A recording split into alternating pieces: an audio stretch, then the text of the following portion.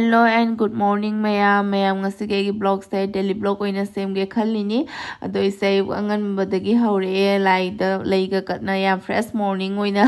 ado mayam aise nungthang da sakhum ga se loi salame ba ko nongalaga nang de ba hekta aduna ai cheng su nungthang da tinga ga thamame mami gi tamai tan takpi ga ina tingi ne ba ko cheng se mami yam na pa me ba tamai tan se ado ai sakhum da sang ba ga tai ke im dau dringai da idea gi suji se hana fadana ngolthoga thongaga thambidoineba ko suji se ma haidi nahak ingdraga di chaba ngamde ba ingbasu kuina changyeba ko aduna minute 30 35 changyeba ko suji se inghanbe dane aduduna suji se hana thongaga thamme suji se ising hapaga phutlini ko mayam aduga loirakpada aise sangom heiri neba ko sangom sidi yumgi sangom di phangdrabanina amul taza oina pijare upai leite haidi jungi do ai gwal de kadi lowning de ko isana khangna haidi sangom sumba imung duga gi direct lowbo oiraga di phaba ko marakta gwal na ka jumda pilak pasidi thaja de lowning de ko sidi duna lowdare aduga aise cheng mukta cheng se grinder ta ini abakwa dum phaja kuina su changde ne takpa su nungai aduga ise sise ata ne kwa samas ama ni khak hapaga ne horen tan do hoba nungai na bigine jamna di hapina te da samas ani ra ahum la du khatani hapaga mix tawdori ne bakwa gise thum su khitang khak hape thum hap tragadi haute dana aduga thau su khitang tani ko mem happy se mami hoi thau se yamna hapaga saning de bakwa tamai tan hoba se thaina mama hoina hoba matam da su lasing dumaina mana tai siga tai bane bakwa mem haidi thau se khitang na tawi ne ba do mami su thau hapaga saning de ba ma duna thau se khitang hapaga khang tai se leiri ne bakwa thung na ba ada tamai tan se mahi khatang lang halaga na hoba nungai mayam mahi jam kungaga smaina haidi sandok pa se ngamde ba e adu se khabaina su ngamde mayam ai khabaina tawraga ne loi napsan gina ne round shape se split ta puba ngamde ba ko khabai do aduna ai khutna ta dum tawi ba yamba khutna miyam uraga di khutna tawi ga su haira kani ba ai khut se natraga di balance se puba ngamde ba ko tan gi se khabaina ne rasmaina round shape ta oina phajana ta halaga doi makhum khummaga thamme na ha adu simi 2-3 minutes leiraga amka mu makhum se hangdoga ondhoye ba tamai tan hobadi dukjam di kuina changde da dum ai yam yang na dum loye ba ko cheng takpa khotpa loiraga di cheng du su dum grinder da takhai ba di ke sum matam changde ne haidi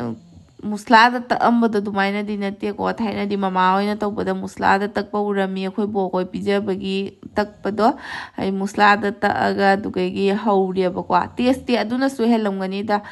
sida leire gi cha se husband ga mami ga gi cha ni ko tamai tanani khaka tawraga moi mu cha pithe du loiraga ai se dia mo school thana ba ready tawdoini ba kwa ama bong na thinbire school sidi mami na thinbadagi ai jam sathina kome dugidi ma se pizza pithak loiraga thabak myam se loiraga ai mung phi se challaga chatpa jo ai mung loisandori ni na kwa asidi ma loisal loiraga thangraga loire ai amung loisandre na kwa aduna mamina thinbi ba se yam sathina ko me nungaire aduga ai se moi thadok loiraga hinjang na semdo e barogi thongbagi ne man thongge na kwa thumjak bi ningari ne ba kwa de se thumjak bi ngari se ga jairaga doidi nga matum amani kak sulay ba kwa adu hapchalaga man oina thongaga semdo thamme aduga yam kom prop numit thabak se myam ayuk sidi khukannam ni kwa adu hinjang simu semna thanamaga aise aigi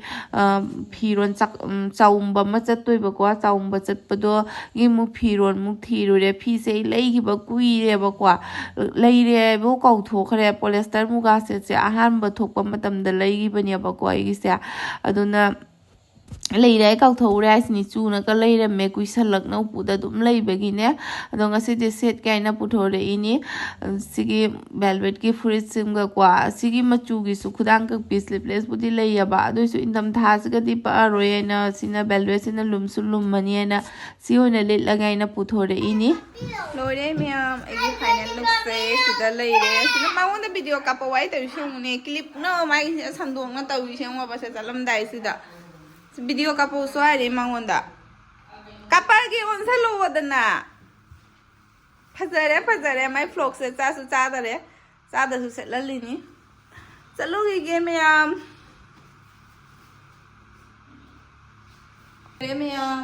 ꯀꯦꯃꯟꯗꯅ ꯀꯦꯕꯒ ꯀꯥꯎꯁꯜꯂꯛꯑꯦ ꯀꯦꯃꯟꯗꯗꯅ ꯀꯦꯕ ꯀꯥꯎꯔꯦ ꯃꯌꯥꯝ ꯀꯨꯏꯔꯦꯕ ꯀꯦꯗꯕꯁꯦ ꯁꯨꯃꯥꯏꯅ ꯀꯦꯕ ꯀꯥꯏꯁꯤꯁꯨ ꯋꯥꯏꯗ photo ꯀꯥꯞꯄꯨआ video ꯑꯣꯏꯅ ꯀꯥꯞꯀꯦꯅ ꯐꯣꯇꯣꯅ ꯀꯩꯗꯧꯗꯣꯏꯕ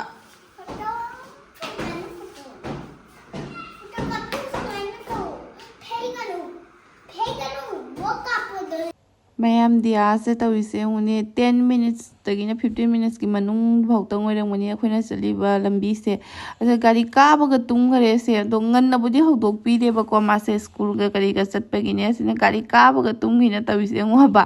ꯑꯗꯣ ꯑꯩꯈꯣꯏꯁꯦ ꯆꯥꯎꯝꯕ ꯃꯐꯝ ꯌꯧꯔꯦ ꯃꯌꯥꯝ ꯑꯩꯁꯦ ꯈꯔꯗꯤ ꯊꯦꯡꯉꯦ ꯑꯩ ꯆꯠꯄꯗꯅ ꯄꯨꯡ 3 ꯇꯥꯔꯦꯕꯀꯣ ꯑꯗꯣ ꯃꯤ ꯈꯔꯗꯤ ꯆꯠꯅꯔꯝꯃꯦ ꯑꯗꯨꯁꯨ ꯃꯤꯕꯨꯗꯤ ꯈꯖꯥꯝ ꯑꯗꯨꯝ ꯂꯩꯔꯝꯃꯤ ꯕꯦꯡꯒꯣꯂꯤꯁꯤꯡꯗꯤ ꯊꯦꯡꯅ ꯑꯗꯨꯝ ꯂꯥꯛꯄꯒꯤ ꯑꯗꯣ ꯑꯩꯈꯣꯏ ꯑꯍꯨꯝꯁꯦ ꯆꯥꯛ ꯆꯥꯔꯦ ꯆꯠꯈ꯭ꯔꯒ ꯅꯍꯥꯛ ꯂꯩꯔꯒꯀꯣ ꯍꯤꯟꯖꯥꯡꯁꯨ ꯌꯥꯝꯅ ꯍꯥꯎꯔꯦ ꯍꯤꯟꯖꯥꯡꯁꯦ ꯑꯗꯣ ꯗꯤꯌꯥꯁꯦ ꯃꯄꯥꯏ ꯁꯥꯏꯗꯇ ꯑꯣꯏꯅ ꯐꯝꯈꯔꯦ ꯃꯥꯁꯦ ꯁꯨꯃꯥꯏꯅ ꯆꯠꯄ ꯈꯣꯠꯄꯗ ꯃꯄꯥꯏ ꯃꯅꯥꯛꯇ ꯐꯝꯃꯒꯅ ꯀꯤꯅ ꯆꯥꯛꯁꯦ ꯐꯖꯅ ꯆꯥꯏꯌꯦꯕ ꯑꯩ ꯃꯅꯥꯛ ꯐꯝꯃꯒ ꯆꯥꯛꯋꯥꯏ ꯌꯥꯗꯦꯕꯀꯣ ꯆꯥꯛꯁꯦ ꯑꯗꯣ ꯑꯗꯨꯅ ꯐꯝꯍꯜꯂꯦ ꯑꯗꯨ ꯐꯖꯅ ꯇꯦꯡꯅ ꯆꯥꯊꯣꯔꯦ ꯃꯌꯥꯝ ꯍꯥꯎꯅ ꯁꯨꯃꯥꯏꯅ ꯕꯥꯃꯣꯟꯅ ꯊꯣꯡꯕꯁꯨ ꯆꯥꯗꯕꯁꯨ ꯀꯨꯏꯔꯦꯕꯀꯣ ꯗꯥꯔꯥꯖꯟ ꯈꯨꯃꯥꯟꯅꯝꯅꯦꯕꯣ ꯗꯥꯔꯥꯖꯟ ꯍꯣꯏꯒꯤ ꯄꯥꯔꯇꯤ ꯄꯨꯔꯥ ꯃꯥꯜꯂꯦꯕ ꯑꯍꯟꯁꯤꯅ ꯅꯪ ꯄꯥꯔꯇꯤ ꯃꯥꯜꯂꯦ ꯁꯤ ꯇꯧꯕꯤꯔꯣꯗꯅ ꯑꯉꯥꯡ ꯀꯗꯥꯏ ꯅꯣꯏꯗꯥꯏꯅꯦ ꯏꯀꯥꯏꯔꯅꯦ ꯃꯣꯏ ꯆꯦꯆꯦꯗꯨꯗꯤ ꯃꯥꯡꯈ꯭ꯔꯦ ꯀꯗꯥꯏ ꯆꯠꯈ꯭ꯔꯦ ꯆꯦꯆꯦꯗꯣ ꯀꯥꯏ ꯆꯠꯈ꯭ꯔꯒꯦ ꯑꯩꯈꯣꯏꯔꯣꯝꯗ ꯅꯁꯥ ꯄꯨꯔꯣꯝꯗ ꯍꯤꯡꯅ ꯂꯩꯔꯗꯤ ꯌꯥꯝ ꯆꯥꯎꯕ ꯃꯆꯥ ꯑꯣꯏꯗꯤ ꯐꯩꯅꯤ ꯃꯈꯥꯗ ꯀꯨꯝꯊꯔꯣ ꯃꯈꯥꯗ ꯆꯠꯂꯣ ꯆꯠꯃꯤꯟꯅꯔꯣ ꯄꯤꯖꯔꯣ ꯃꯣꯏ ꯆꯠꯂꯅꯤ ꯍꯥꯏꯗꯨꯒꯤ ꯅꯪ ꯃꯥ ꯃꯁꯛ ꯈꯪꯕ꯭ꯔꯥꯅꯦ ꯅꯍꯥꯟꯗꯩ ꯎꯔꯕꯣ ꯅꯃ ꯌꯦꯡꯉꯤꯕꯦ ꯃꯥ ꯕ꯭ꯂꯣꯛ ꯑꯣꯍꯣ ꯃꯥ ꯅꯣꯏꯅ ꯃꯥꯅ ꯆꯥꯒꯤ ꯑꯁꯥꯏ ꯕ꯭ꯂꯣꯛ ꯑꯗꯨꯝ ꯌꯦꯡꯉꯤ ꯃꯁꯛ ꯐꯖꯕꯅ ꯂꯣꯏꯔꯝꯃꯦ ꯄꯨꯔꯥ ꯂꯩꯁꯥꯕꯤ ꯃꯥꯜꯂꯝꯃꯦꯅꯦ ꯁꯃꯁꯨ ꯆꯣꯀ꯭ꯂꯦꯠ ꯄꯤꯗꯣꯔꯦ ꯎꯪꯉ ꯉꯥꯏ ꯂꯩꯔꯦ ꯀꯩꯅꯣꯗꯨꯒ ꯇꯧꯔꯒ ꯑꯗꯨꯃꯥꯏꯅ ꯄꯦꯟꯁꯦ ꯍꯥꯝ ꯄꯤꯌꯨꯗꯅ ꯅꯪ ꯄꯤꯅꯤꯡꯕ ꯑꯃ ꯄꯤꯈ꯭ꯔꯣ ꯑꯃ ꯑꯗꯨꯒ ꯀꯣꯟꯅ ꯄꯤꯈ꯭ꯔꯣ ꯔꯦꯞꯇꯨꯒ ꯔꯦꯞ ꯇꯧꯔꯒ ꯅꯪ ꯒꯥꯔꯤꯗ ꯆꯥꯖꯔꯦ ꯃꯦꯀꯞ ꯇꯧꯕꯤꯔꯤ ꯃꯥꯜꯂꯦꯅꯦ ꯃꯥꯁꯨ ꯂꯩꯁꯥꯕꯤ ꯆꯦꯝ ꯃꯁꯛ ꯐꯖꯕꯅ ꯂꯣꯏꯔꯦꯅꯦ ꯊꯦꯡꯛ ꯌꯨ ꯍꯥꯏꯔꯣꯅ ꯆꯤꯆꯦꯗ ꯍꯥꯏꯌꯨꯅꯦ ꯐꯔꯦ ꯆꯦꯝꯆꯥ ꯕꯥꯏ ꯕꯥꯏ ꯍꯜꯂꯛꯑꯦ ꯃꯌꯥꯝ ꯐꯤ ꯆꯦꯠꯁꯜꯂꯒ ꯆꯥꯁꯟꯕꯁꯤꯁꯨ ꯋꯥꯏꯀꯣ ꯆꯥ ꯂꯣꯏꯔꯒ ꯀꯩꯝ ꯇꯧꯅꯤꯡꯗꯔꯦ ꯆꯥꯁꯜꯂꯛꯑꯦ ꯐꯖꯅꯁꯨ ꯃꯌꯥꯝꯗꯤ ꯑꯥꯁ ꯌꯦꯡꯉꯨꯁꯦ ꯆꯠꯈꯤꯕꯗ ꯃꯤ ꯃꯁꯛ ꯈꯪꯗꯅ ꯆꯠꯂꯦ ꯍꯧꯖꯤꯛ ꯃꯨꯛ ꯇꯧꯔꯤꯁꯦ ꯑꯃꯨꯛ ꯍꯜꯂꯛꯄꯁꯦ ꯐꯖꯅ ꯆꯥꯁꯜꯂ ꯐꯖꯅ ꯇꯨꯝꯃꯒ ꯇꯧꯔꯤꯁꯤꯕꯣ ꯃꯈꯨꯠꯇ ꯆꯣꯀ꯭ꯂꯦꯠ ꯄꯤꯖꯔꯛꯄꯁꯦ ꯃꯈꯨꯠꯁꯦ ꯆꯣꯀ꯭ꯂꯦꯠꯁꯦ ꯃꯥꯏꯗꯤ ꯁꯨꯃꯥꯏꯅ ꯒꯥꯔꯤ ꯖꯔꯅꯤ ꯄꯨꯕꯗ ꯁꯨꯃꯥꯏꯅ ꯇꯨꯝꯍꯟꯕꯅ ꯍꯦꯟꯅ ꯐꯔꯗ꯭ꯔꯥ ꯈꯪꯗꯦꯅꯦ ꯀꯩꯅꯣ ꯍꯥꯏꯗꯤ ꯑꯃꯗꯁꯨ ꯑꯩ ꯇꯝꯄꯥꯛꯇ ꯐꯝꯃ ꯑꯩꯅ ꯎꯏꯗꯣꯏꯔꯥ ꯃꯥ ꯎꯏꯗꯣꯏꯔꯥ ꯉꯛꯁꯝꯁꯤꯡꯁꯦ ꯂꯣꯡꯊꯦꯛ ꯊꯦꯛꯇꯅ ꯁꯤꯅ ꯁꯦꯞ ꯑꯣꯏꯅ ꯂꯩꯅꯦ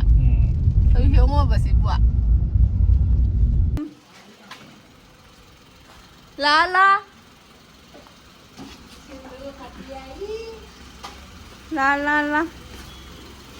ꯌꯨꯝ ꯌꯧꯔꯦ ꯃꯌꯥꯝ ꯃꯈꯣꯏ ꯀꯩ ꯆꯥꯏꯕꯅ ꯂꯝꯕꯤ ꯃꯁꯥꯡ ꯑꯃ ꯇꯨꯝꯃꯒ ꯍꯧꯖꯤꯛ ꯂꯝꯕꯤ ꯃꯁꯥꯡ ꯑꯃ ꯇꯨꯝꯃꯒ ꯀꯨꯝꯃꯣ ꯑꯗꯨꯝ ꯇꯣꯡ ꯂꯩꯔꯒꯦꯔꯣ ꯒꯥꯔꯤꯗ ꯌꯥꯝꯃꯟꯗ꯭ꯔꯣ ꯅꯪ ꯆꯣꯀ꯭ꯂꯦꯠꯇꯣ ꯌꯥꯝꯃꯜꯂꯤ ꯅꯄꯥ ꯑꯊꯨꯝꯕ ꯍꯦꯜꯂꯤ ꯍꯥꯏꯔꯤꯅꯤꯀꯣ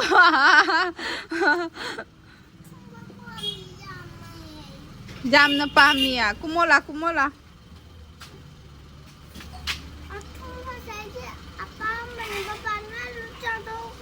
ꯐꯔꯦ ꯌꯥꯝ ꯆꯥꯕ ꯐꯠꯇꯦ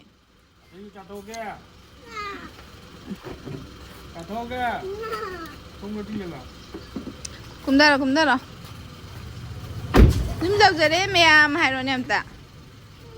ꯌꯨꯝ ꯌꯧꯖꯔꯦ ꯃꯌꯥꯝ ꯑꯝꯇ ꯍꯥꯏꯔꯣꯅꯦ ꯁꯣꯝꯗ ꯌꯦꯡꯉꯧꯅꯦ ꯃꯃꯥꯗ ꯁꯣꯝꯗ ꯌꯦꯡꯉꯣ ꯌꯨꯝ ꯌꯧꯖ ꯃꯄꯥ chocolate ꯆꯥꯔꯅ ꯆꯦꯟꯁꯤꯟꯈ꯭ꯔꯦꯅꯦ 가리 마둥이 잔도이라 마둥이 잔도이라 걔기 통만 잘루라 할래 매암 예 ngasi này được tới dia sẽ tầm bạc tập phẩm bì rồi bên này cái mà mang tập phẩm rồi nè mi mà lấy sabi phai rồi bên này nè tra anh còn đây nation bì tới ngasi đi tàu khai cái tàu cho mà pass nè tàu cho mà cha sẽ tàu số nó chụp lấy sẽ lấy mà cha chụp lấy để tàu sẽ mà cha sẽ tàu số mà cha papa chụp lấy cha nó không được nó có gì cấp cái tàu đấy mà nó ba nó tàu số này bây giờ làm đại rồi đi không được cái đó tao mua đấy bà bảo cái đó bảo tao đánh để bớt cả tao thục lên mi thục lên mà cha thôi biết cái nào để khoan năng là ngang rất phụ slide là cái phụ đó sao cái xí lấy là cái này sẽ tới nó cha là đi cha nhỉ chú đi ăn cái gì đấyแต่มาทุบบีนับป้าป้าโมโมจับพัดเตะขังนี่นะจ๊ะอะไรนักการิโมโมเสร็จแล้วก็ไล่ปะป้านั่นน้องจะจกเลยพิจารณาเนี่ยพุสไลน์นั่นก็ปูระสักทีตัวกันนั่นโมโมจังงี้ไฮกันยังไฮดิบะมาจ้าแต่บัดน้ำปีนี่เชียวมาบัดไต่น่าจะน้ำใบน้ำมังวันตาทราบที่กันน่าจะมีมาจ้าจริงๆน้ำจ้าจริงๆไฮเลยก็โอ้เนี่ยต้นเลยล่ะเนี่ยต้นยังเนี่ยก็ให้เด้อมากว่าที่จะกันไหนเติมอยู่นะ对象我不习惯，这个咱那么他们的，对象我不是，你炖，